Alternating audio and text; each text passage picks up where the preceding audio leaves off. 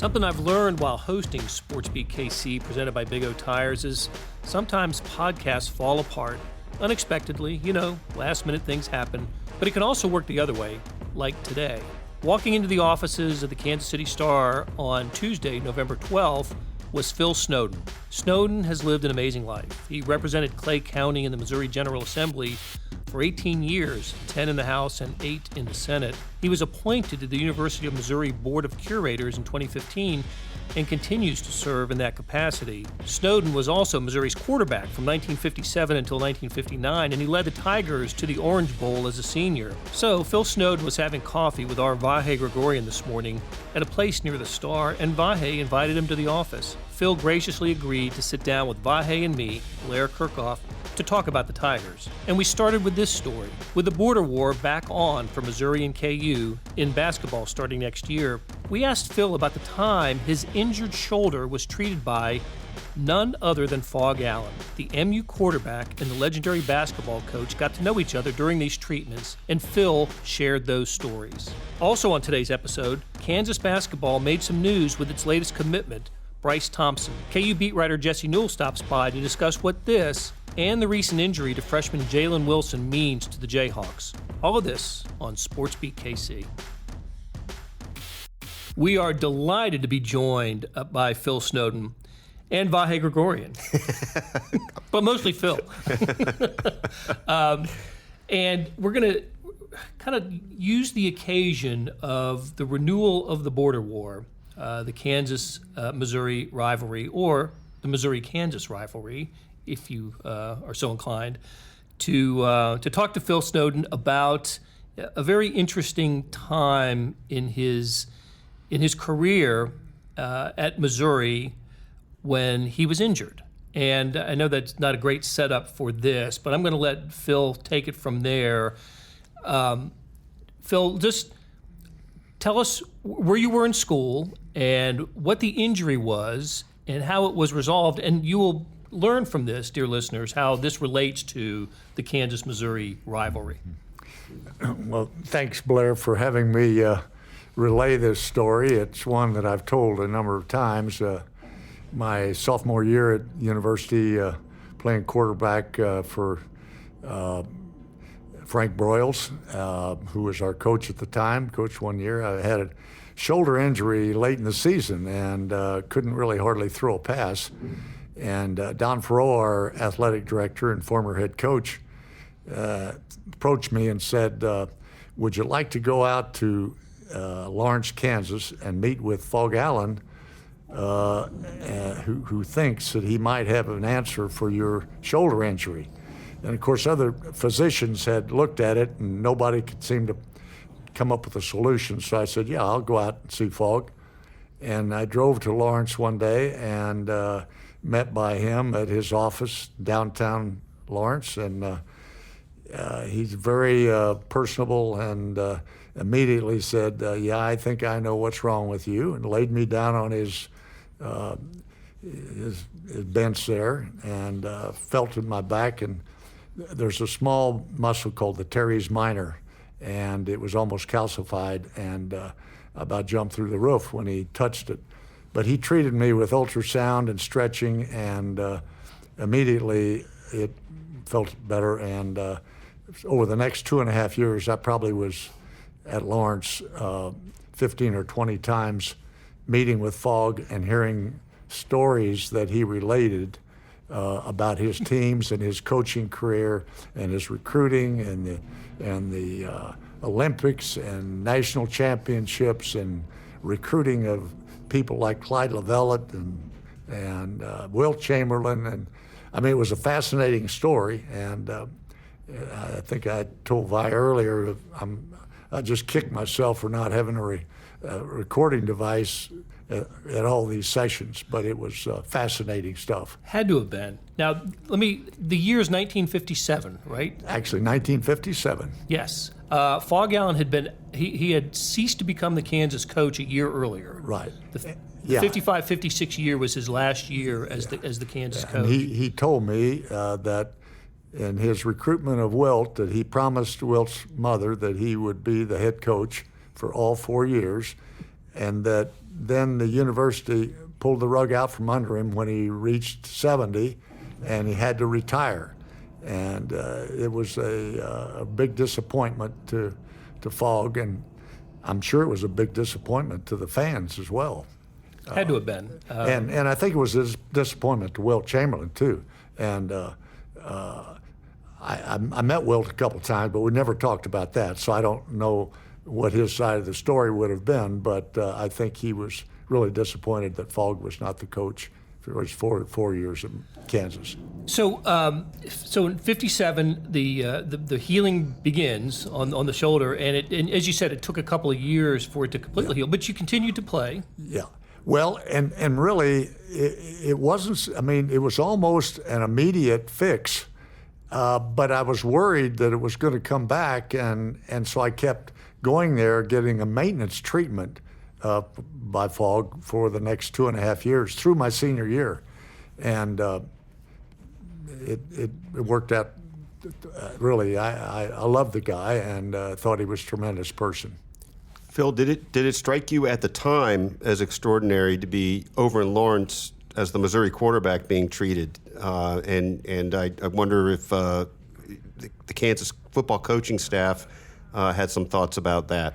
Well, it was unusual, and a lot of people commented on it, especially at Missouri, and but I didn't think anything other than, hey, I was getting treated by someone that really knew what they were doing.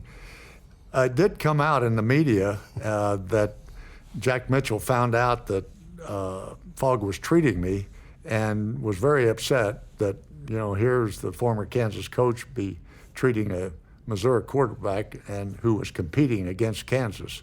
And I think, Blair, in your book about Phog Allen, you have a chapter about his osteopathy career, if that's the right way to put it. How much different is that than anything we know today? Well, it was incredibly different at the time. He thought at a very young age and very early in his career that treating injured athletes was going to be fairly important if he wanted to be help him contribute to him becoming a successful coach, not just recruiting them and developing them, but treating them and treating their injuries.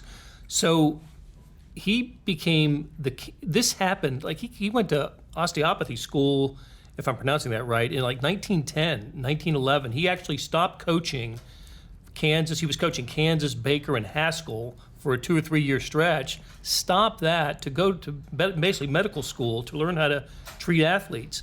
Stayed there for a couple of years, then became football coach, basketball coach, baseball coach at Central Missouri over in Warrensburg before returning to Kansas in 1920. And so he becomes obviously what he becomes, right? This fantastic coach, the father of basketball coaching. And a lot of his success, I shouldn't say a lot, I can't quantify it, but contributing to his success early in his career in the 20s and the 30s was an ability to treat injured athletes and to not have them miss playing time on the basketball floor. And I just thought, what a forward-thinking idea that was for someone to, in the 20s to think that way. Yeah, and frankly, Phog relayed to me several instances where people were injured and how he treated that injury. And I thought at the time, he's way ahead of the game. But he pointed out several instances, and it goes along with your story that he was way ahead of the. Phil, you reminded me of this just now. Had Kansas recruited you, and had you known Phog Allen through any of that process? Obviously, he was coaching basketball, but they had recruited me really to play football, and I did make a visit to Kansas and liked the school very much. Just lived in Missouri and had followed the Tigers, and really that's where I wanted to be. Also, as I learned today, recruited by Army. Yes, I had several offers from other schools, including some of the academies, and as I mentioned, Heisman Trophy winner came to Doc Blanchard. Doc Blanchard came to North Kansas City, flew in on a jet and came to North Kansas City and asked me to sign up with Army and be the quarterback there. How about that? Wow. But Don Farrow's recruiting pitch was the one that worked out. Yeah. He was really a good guy, and not much of a talker, but he had 3 points. One, you meet a bunch of people and you can come back and open the door for business if you like that. I thought, that's good. He said, number 2, you got 2 senior quarterbacks next year, but after that we don't have much. And he said, I think you can play when you're a sophomore. I thought, yeah, that's good. And then finally, he said, now, I don't know if you like girls or have a girlfriend or not, but he said, we've got university, we've got Stevens campus, we've got Christian campus, and the ratio of men to women is about 2.5 to 1. I'm thinking, that seals it, Coach. That's really good. 1, 2, 3. Sold. Well, you had a series of unbelievable experiences, and the distinction of, we were talking about this earlier, of playing basketball for Norm Stewart on the freshman team, playing football for Don Farrow, Frank Broyles, and Dan Devine, and also being treated by Doc Allen. That's quite a legacy. Yeah, I would say that probably there's no one, at least at Missouri, that has that distinction of playing for all those coaches, and all of them being Hall of Fame coaches. And they were all terrific people, too. And among your most treasured items, I don't want to put words in your mouth, but maybe I am, is the letter you got from Doc Allen near the end of your Missouri career. I mentioned that to you. And I've kept it all these years, and it's a handwritten cursive in green ink, and it just tells, before the Orange Bowl, my senior year, tells about congratulating me and wishing me well, and then signing it Forrest T, Phog Allen, and at the University of Kansas. So it's really something special to me. So we can't let you go without talking about the Orange Bowl game. What do you remember about that season? What are some of the most striking moments from a very memorable season for Mizzou? Well, I guess a couple of things. One would be the final game of the regular season. We played Kansas at KU, and it boiled down to who won that game as to who went to the Orange Bowl, and Missouri won. And it was a tough game and fairly close. But we won, and then we go to the Orange Bowl, very hot that day. It was in the 90s, I think 71 or 2,000 people in the stands, playing a really good Georgia team. It was ranked number 5 in the country. We were ranked, I think, 20th at the time. We played a good game, but we didn't win, but we had more yardage rushing and more yardage passing than Georgia did. And I always like to say that, they had a pretty good little quarterback at Georgia that year, too, by the name of Fran Tarkenton. And I outpassed Fran quite a bit. In fact, I intercepted one of his passes, too. Oh, pretty good game. Anyway, it was a tremendous experience. One thing that was really kind of a downer at the time is we went to a country club afterwards in Coral Gables, and both teams were there, and a lot of fans were there on both sides, and it's kind of a celebration after the ball game. And so we're getting off the bus, and all at once this fella came out and said, Mel West and Norris Stevenson can't go into the party. And of course the players, we didn't know what was going on, but Devine made the decision that he was going to allow the rest of the team in to the locker room, but that Mel and Norris couldn't go.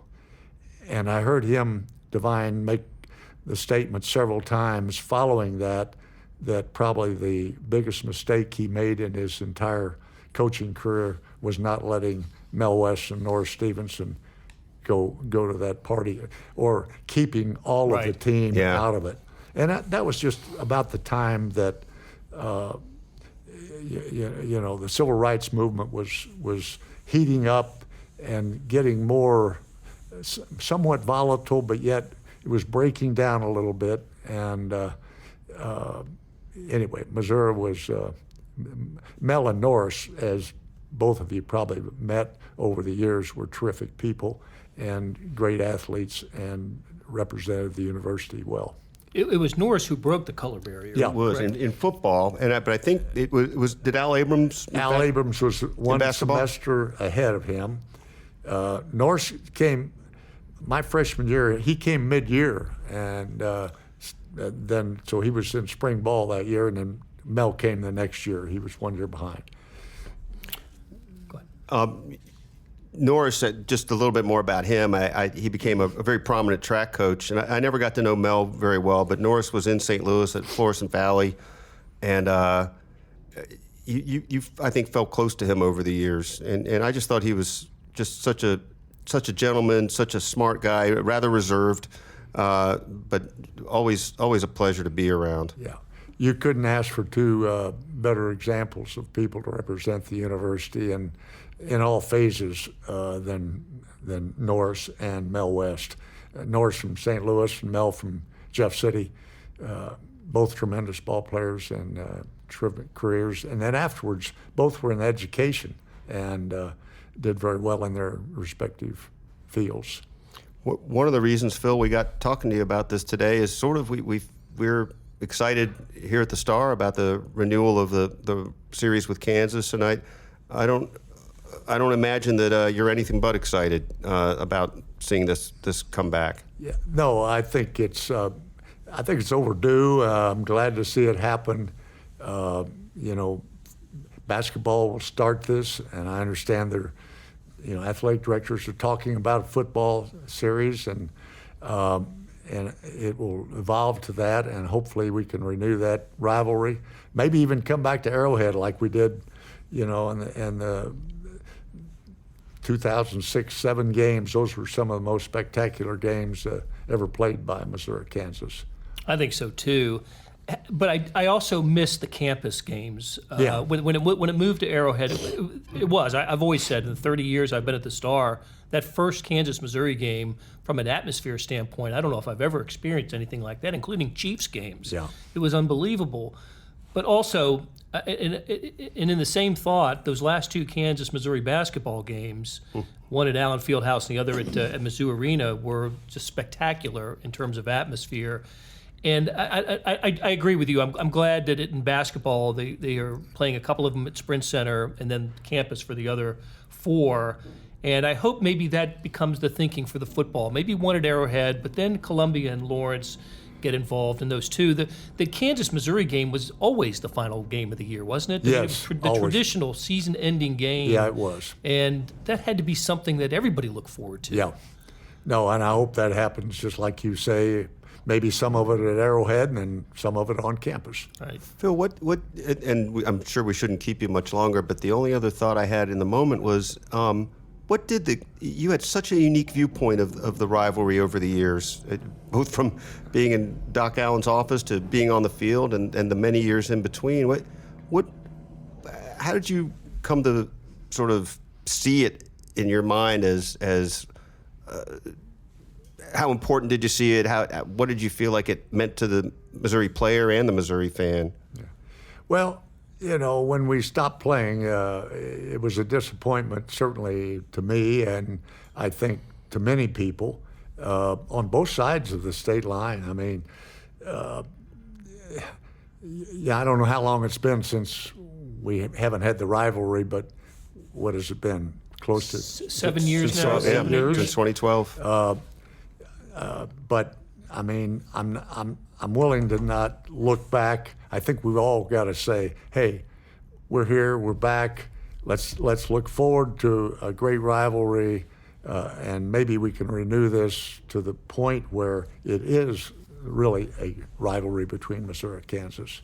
That's fantastic. Phil Snowden, we can't thank you enough for joining Vahe Gregorian and me in this conversation. And I know it was unexpected, but you were very gracious to come in and speak to us about it. Thanks. I enjoyed talking to both of you. Big O Tires is rolling out Black Friday deals now to December 8th. Get limited-time Black Friday savings on oil changes, brakes, car batteries, and more. You'll also save big on tires. How big? Buy 3 select tires, get 1 free with paid installation, including brands like Nitto and Cooper. Get 4 tires, but pay for only 3. Right now at Big O Tires during Black Friday deals only through December 8th. Interest-free financing available too. For your nearest participating location, go to bigotires.com. Hey, it's Blair. Hey, we have a special subscription offer for SportsBeat KC listeners, unlimited digital access to the Kansas City Star's award-winning sports coverage. Sign up now for 1 year of Sports Pass for access to all the sports news, features, and columns we have to offer. And it's only $30. That's a 40% savings off our regular rate. For your convenience, your subscription will automatically renew after the initial term at $50 unless you tell us to cancel. A lot of subscription services won't tell you that. They'll just sneak it on there. We just told you. Your subscription helps support the sports coverage of kansascity.com and the Kansas City Star. Please visit kansascity.com/sportsbeatkc offer to get this special offer. And as always, thanks for listening. Jesse Newell's here. Jesse covers Kansas. There was some news today, Jesse, on the KU basketball front. Oh, I thought we were going to talk about your birthday. That's news too, right, Blair? Do you want me to sing? Do you want me and Leah to sing here? It's sad news because once you reach a decade milestone, that's, especially that decade, that's sad. If I looked at a picture of you, Blair, I figured you just reached your 40th decade milestone. So the fact that you're around and kicking 20. and I was going to say, but add 20 to that. I'm very impressed. Yes, it was big news for Kansas today. We'll get to that topic. Bryce Thompson commits to Kansas, a top 20 guard, and speaking of age and maybe Bill Self starting to feel a little bit, part of the reason that he got Bryce Thompson was Bill Self coached his dad at Tulsa. And so now you're starting to be of the age, if you're Bill Self, to say, wow, he'll take it. He'll take the recruiting advantage. But the fact that he was able to coach a star recruit's dad and have a personal relationship with him that helped him out in this one, that seemed to be a big deal. But obviously the big picture with this, Blair, is that we've talked about how KU could struggle in recruiting with some of the NCAA sanctions hanging over them and potential sanctions coming down the line. And so for a player of Thompson's ilk to choose Kansas, knowing and fully knowing that next year could have ramifications that could impact him, it's a really, really, really significant signing for Kansas. Now, what remains to be seen is whether, like I said, there's a personal family relationship here. So if something came down the line for Kansas that was really bad, maybe Kansas would let him out of his letter of intent. Maybe the NCAA would do the same sort of thing. So I guess this might not be a final decision, but the fact that there was someone out there who had this opportunity to go to Kansas or different really good schools, North Carolina, Oklahoma, Oklahoma State, and chose Kansas, that's a really, really good pull for Bill Self. And honestly, if it comes to fruition, maybe one of the best ones he's ever had. Who else was Thompson considering? Yeah, North Carolina, Oklahoma, and Oklahoma State.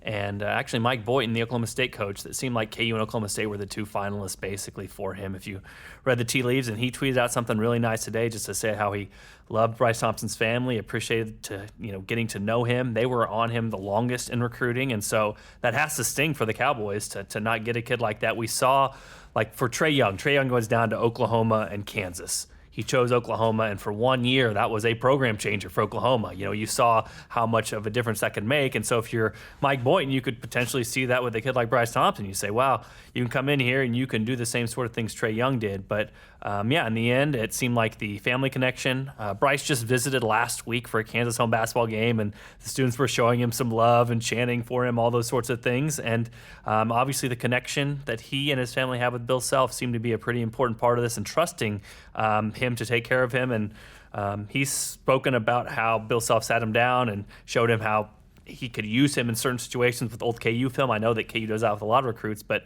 seems like he was comfortable with the way he was going to be utilized at Kansas, and then also comfortable that on the other end of this, he could end up with a pro career like many of these other good KU guards have had. So good news for Kansas basketball, but not all news was good in recent days for the Jayhawks. They got a season-ending injury to a freshman. That was a tough, no pun intended, but a tough break for KU. Yeah, Jalen Wilson goes down. It's sort of weird. I have it the video posted in my Twitter account if people want to go check it out. But like a non-contact sort of injury, he's kind of ran to the corner and then started hobbling and ends up with a broken ankle. And so, I mean, not to...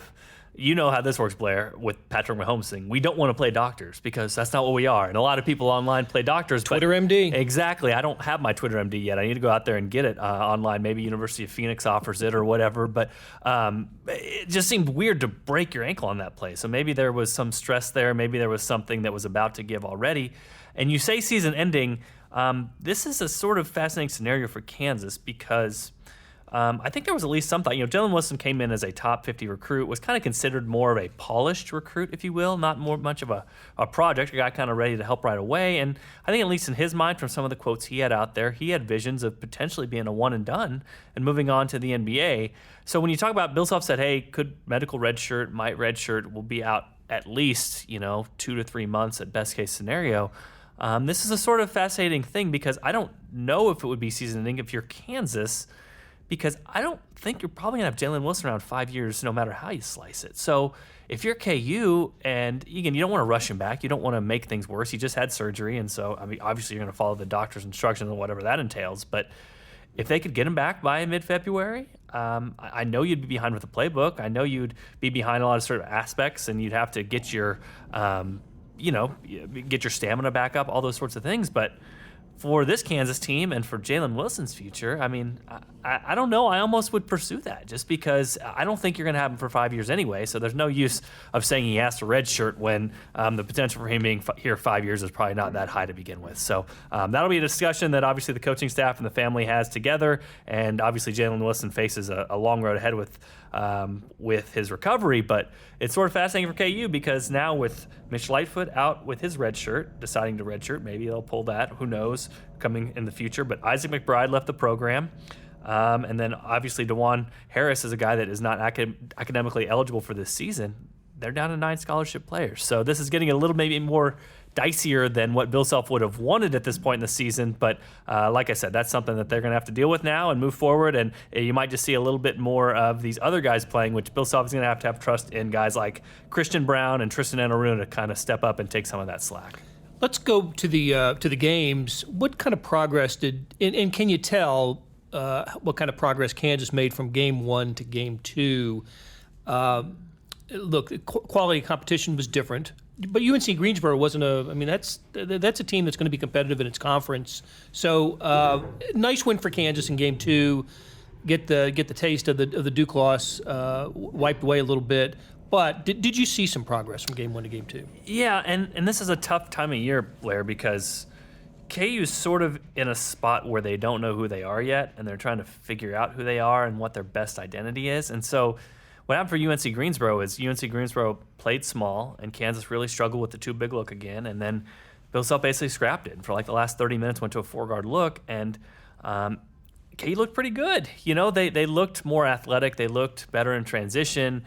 They spaced things out better for Udoka Azubuike. We've talked about how one of the biggest questions for Bill Self this whole season is going to have to be how or who matches up best with Udoka Azubuike and gets him to his fullest potential. And for, a half or so, Udoka looked more like himself with a little bit more of a lane cleared out. So there were some good things for Kansas, but yet it's sort of like the good for the 4-guard is also sort of bad for the too big look, which Kansas, if they're going to be able to play these 3 guys that are very talented, Udoka Azubuike, Silvio De Sousa, and David McCormick, they're going to have to find a way to get those 2 guys on the court together, or 2 of those guys on the court together at the same time. It just hasn't worked out that well so far. So, yeah, some positives for Kansas, and I know Bill Self, listening to his post-game comments, he was very happy with how KU played. And sometimes, they can win those sorts of games, and Bill Self can be very upset. He was actually very happy with his team after the game and thought that they did a lot of good things. Now it's just a matter of still kind of getting closer to an identity and figuring out how this too big look is going to be good, or how they can fit everything in, and how David and Udoka can play together, or Silvio and Udoka can play together. Or if it just doesn't work, then you slowly transition and you say, okay, those guys are going to be bench players, Silvio and David, and you move forward with that. But for right now, it's sort of give and take. It's sort of tinkering and trying these sorts of things. So for Kansas, they really shouldn't be a finished product right now. But I think for a game, Bill Self was happy with the result and happy with how his team played. And like I said, they definitely look like they have a different way that they can play if they want to go to that 4-guard look. All right, Jesse, sounds good. Thanks for dropping by, and we'll talk to you again soon. Sounds good, Blair. Links to the stories can be found in the show notes and on kansascity.com. KU basketball coverage also can be accessed on the KU Hoops app. Thanks to Leah Becerra for putting together today's show, and to Vahe Gregorian for being kind enough to bring Phil Snowden to the office and to the podcast studio. We'll be back on Wednesday for another episode of Sports Beat KC, where we talk sports in Kansas City on a daily basis.